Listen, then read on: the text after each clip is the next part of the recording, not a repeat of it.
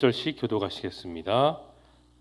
그날 하만이 마음이 기뻐 즐거이 나오더니 모르드게가 대궐문에 있어 일어나지도 아니하고 몸을 움직이지도 아니하는 것을 보고 매우 노하나 참고 집에 돌아와서 사람을 보내어 그의 친구들과 그의 아내 세데스를 청하여 자기의 큰 영광과 자녀가 많은 것과 왕이 자기를 들어 왕의 모든 지방관이나 신하들보다 높인 것을 다 말하고 또 하만이 이르되 왕 에스더가 그 베푼 잔치에 왕과 함께 오기를 허락받은 자는 나밖에 없었고 내일도 왕과 함께 청함을 받았느니라.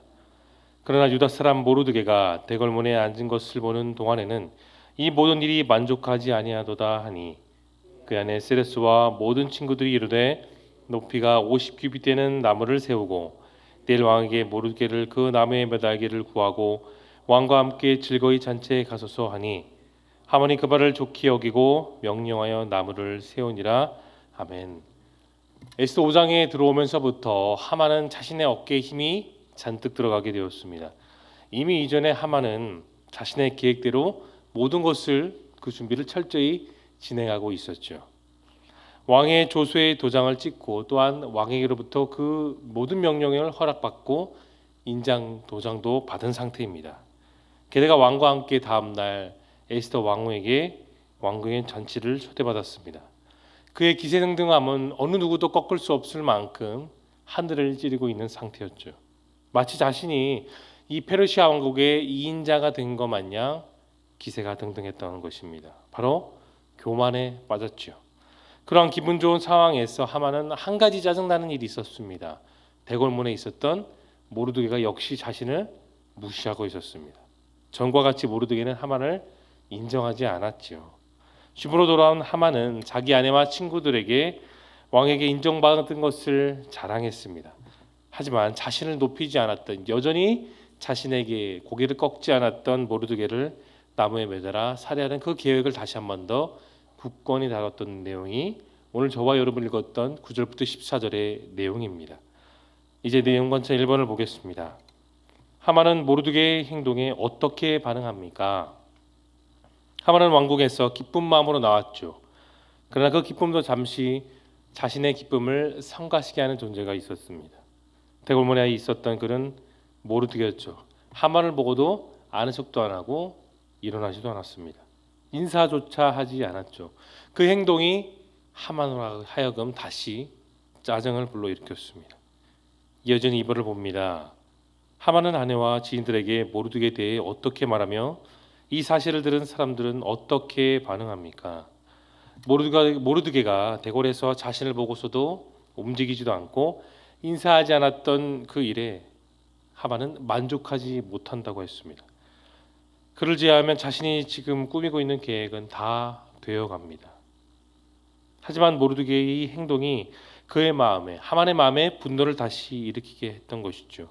하만의 아내는 높이 50규빗이나 되는 나무를 세우고 거기에 모르드게를 매달자고 권했고 하만은 아주 그것을 좋게 여겨 준비시켰습니다. 연구와 묵상입니다. 하만은 왜 왕의 잔치에 초대받았음에도 만족하지 못하고 모르드게를 죽일 그 음모를 꾸밉니까? 하만은 아하수에로 왕에게 직접 자신이 꾸민 조서의 도장을 받았습니다. 그리고 왕의 반지를 받았다는 그 이유 하나만으로 지위가 많이 올라갔다고 생각을 했습니다. 그 생각에서 하만은 점점 그의 마음이 어떠한 마음이 있었을까요? 점점 교만한 마음이 그의 온 마음을 지배하게 되었습니다. 여러분, 우리가 읽었던 이 짧은 본문에서 저와 여러분이 반드시 짚고 넘어가야 하는 것이 있습니다. 하만이 자기 마음에 교만이 자라고 있었음을 눈치챘음에도 불구하고 그는 근본이 악한 사람이라 그 교만을 대수롭지 않게 여겼습니다. 그냥 넘겨 흘러버렸습니다.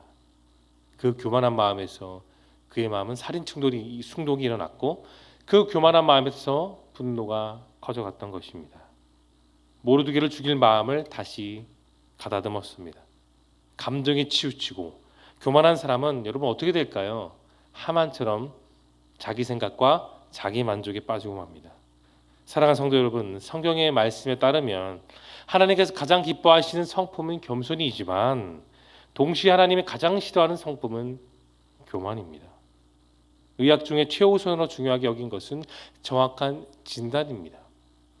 그 무서운 암도 조기에 정확하게 진단하면 치료가 가능한 것이 오늘날의 세상입니다. 우리들의 마음 세계도 마찬가지죠. 가장 중요한 것은 내 마음 상태를 하나님 앞에서 정확하게 진단하는 것입니다. 그래서 소크라테스도 그런 말을 했습니다. 너 자신을 알라는 그런 말을 그의 인생의 최고의 주제로 삼았던 것입니다. 마음의 세계에 암에 해당하는 것이 여러분 교만이에요. 교만 증후를 스스로 판단하고 생각해야 됩니다. 왜냐하면 우리가 주님이 원하시는 그 겸손에 이르기까지 그 어떠한 성공과 성품은 다 불완전하고 그 모든 것이 다 주님 보시기에 다 임시적인 것이기 때문입니다. 교만한 사람의 명성은 곧 다 사라질 뿐이죠. 인생 가운데 성공도 말씀의 자리에 주시는 모든 은혜도 그의 마음이 교만이 자라나게 되면 부질없는 것이기 때문입니다. 그래서 복 있는 사람은 교만한 자리에 있지 않는다. 시편은 분명히 우리에게 권면하고 있습니다. 이것이 시편 첫 번째의 말씀입니다. 그만큼 인생에 있어서 중요한 말씀입니다. 복된 사람은 여러분 악인들의 꾀에 자리에 가지 않고 더불어 오만한 자리에 그리고 오만한 성품을 가진 그들과 함께 동행하거나 그 자리에 참석하지 않습니다. 그럼 무엇이 복된 삶의 기본이 되는 것일까요? 네, 하나님의 말씀을 가까이 하고 하나님의 말씀을 즐거워하며 그 하나님 말씀대로 준행하는 데 있습니다. 그 말씀, 나를 살게 하시는 말씀, 오늘 하루를 바르게 살도록 이끄시는 그 말씀을 따라 살아가는 것, 거기에 하나님의 뜻이 있습니다. 하만은 스스로 끊을 수 없는 그 교만의 유혹에 빠졌고 교만을 마음에 품었습니다. 그에게는 이러한 좋지 못한 습성들이 있었죠. 항상 결론은 자기가 내려야 되는 습성, 자기는 늘 인정받아야 된다는 습성, 자기는 늘 대접을 받아야 한다는 그 생각, 실수를 인정하지 않는 습성, 화해하거나 먼저 용서를 구하지 않는 그 습성이 그의 마음을 지배했고 결국은 모르드게를 죽이고자 하는 살인 계획을 끝까지 마음에 품었던 것입니다. 그러한 습성이 그의 인생을 지배했기 때문에 모르드게를 결국 죽이려고 했던 거예요. 왕에게 자신의 계획이 이루어지는 일을 경험하고 반지까지 받았습니다. 왕후 에스더가 왕뿐만 아니라 자신도 잔치 자리에 초대했으니 그의 마음에는 계속해서 만족함이 없었습니다. 여러분, 그만큼 교만은 무서운 것입니다. 이어서 느낀 점을 봅니다. 자만과 교만에 빠져 의기양양한 하만을 보면 여러분 무엇을 느끼십니까? 결국 하만은 교만에 깊이 빠지고 말았습니다. 그러다 보니 보여지는 시선과 생각이 너무나도 단조롭고 좁아졌죠. 자신의 이익만 배부르게 채우려는 욕심, 어리석은 자가 스스로 된 것입니다.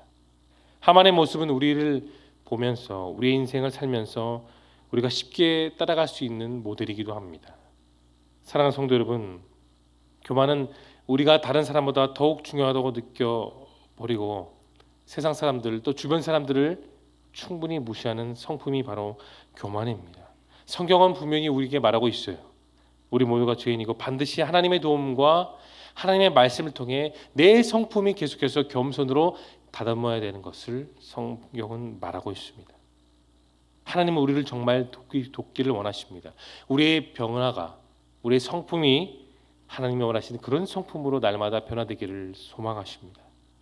그분은 우리를 붙드시고 교만의 견세에서 우리를 진정 자유롭게 이끌어 가시기를 소망하십니다. 따라서 우리는 늘 말씀을 가까이 하고 늘 하나님과 동행해야 될 것입니다. 하나님과 가까이 하되 날마다 그 말씀을 따라가야 되는 겁니다. 그런데 여러분, 하나님 곁을 떠나는 순간 우리는 세상의 습성을 통해 우리의 내면이 교만으로 찰 수밖에 없는 것을 기억하십시오. 우리 마음속에 숨겨진 교만이 또한 드러날 수 있도록 우리는 주님의 전에 나와 날마다 이 성품이 변화될 수 있도록 기도해야 할 것입니다. 자기 마음대로 사는 그런 세상들의 특징이 있죠. 주변 사람들을 생각하지 않습니다. 내 본능에만 충실하죠. 반대로 자신의 한계를 인정하고 연약함을 인정하는 그런 사람들은 늘 하나님의 도우심을 받습니다. 우리가 이어서 적용을 보겠습니다. 하나님의 큰 계획을 깨닫지 못하고 자신의 즐거움에 빠져 교만했던 적이 있다면 언제입니까? 공부를 아주 많이 한 대학생이 있었습니다. 친구의 권유로 어느 날 교회를 찾아갔다고 합니다. 철저한 무신론자였던 그 학생은 예배가 끝난 뒤에 목사님을 찾아가 하나님을 찾지 못하겠다는 그런 말을 고백했다고 합니다. 자신은 정말 많은 것을 지금까지 공부해 왔는데 자신의 지식을 갖고는 도저히 하나님을 이해하지 못하겠다고 스스로 솔직하게 고백했죠. 목사님은 청년에게 이러한 질문을 했습니다. 형제님은 세상의 모든 것을 잘 알고 계십니까? 그랬을 때 형제는 이렇게 말했습니다. 아니요, 모든 것을 다 알지 못했습니다. 하지만 저는 여전히 많은 지식이 있습니다라고 고백했습니다. 그랬을 때 목사님이 이런 말했습니다. 세상의 모든 지식을 여러분 끝까지 잘 알고 많은 것을 여전히 알고 있습니까? 라고 질문했다고 합니다. 목사님과의 대화를 통해 청년은 자신이 알고 있는 그 지식이 매우 보잘것없다는 것을 스스로 깨닫게 되었고 얼굴을 붉혔다고 합니다. 목사님은 마지막으로 청년에게 이런 말을 했습니다. 형제님이 아직 아는 것을 찾지 못했다면 그 모르는 것을 통해 하나님이 어떤 분이신지를 찾아가 보십시오. 하나님은 형제님의 그 부족한 점을 반드시 채워주실 겁니다 라고 했습니다. 여러분 아시다시피 교만은 하나님과 우리 사이를 멀게 합니다. 하나님을 구주로 영접한 사람들에게도 그리고 저와 여러분들과 같은 성도에게도 교만은 반드시 멀리해야 되는 죄악이죠. 하나님은 낮은 자에게 찾아오십니다. 내가 부족하고 힘이 없고 능력 없음을 솔직하게 고백하는 그런 사람을 통해 하나님은 오늘도 하루를 이끌어 가십니다. 마지막 결단입니다. 하나님 안에서 분별력을 갖고 겸손하게 생동하기 위해 여러분 무엇을 결단하시겠습니까? 여러분이 잘 아는 시편 119편은 우리에게 말합니다. 주의 말씀은 내 발의 등이요 내 길의 빛이니이다. 우리 발을 환히 밝히시고 우리 인생을 바로 보여주신 그 하나님의 말씀이 오늘도 저와 여러분의 인생을 온전히 이끌어 가십니다. 겸손한 사람은 그 빛의 인도에 따라 내 생각을 개입하지 않고 내 생각을 앞서지 않고 하나님의 이끄심에 그대로 따라갑니다. 어느 곳에 있든지 어느 위치에 있든지 내가 어떤 자리에 있든지 항상 여러분 겸손과 말씀을 의지하는 그 생각을 먼저 앞세워서 바로 지금부터 예수님처럼 겸손한 삶으로 주님과 동행하는 기쁨의 삶을 살아가는 저와 여러분 모두가 되실 수 있기를 예수님의 이름으로 축원합니다. 함께 기도하시겠습니다. 오늘 주신 생명의 말씀을 깊이 있게 기도하시고 또